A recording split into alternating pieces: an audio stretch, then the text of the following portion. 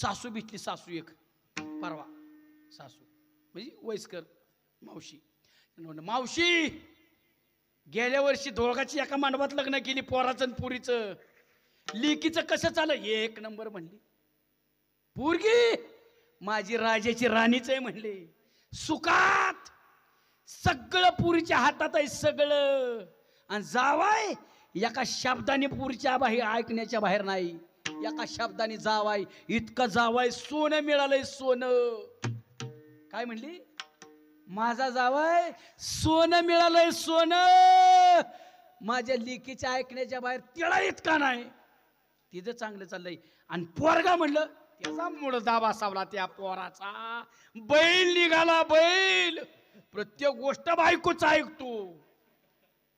म्हणजे त्याने बायकोच ऐकलं पाहिजे जावायाने, पण पोरांनी सोनच नाही ऐकलं पाहिजे. बरोबर आहे ना?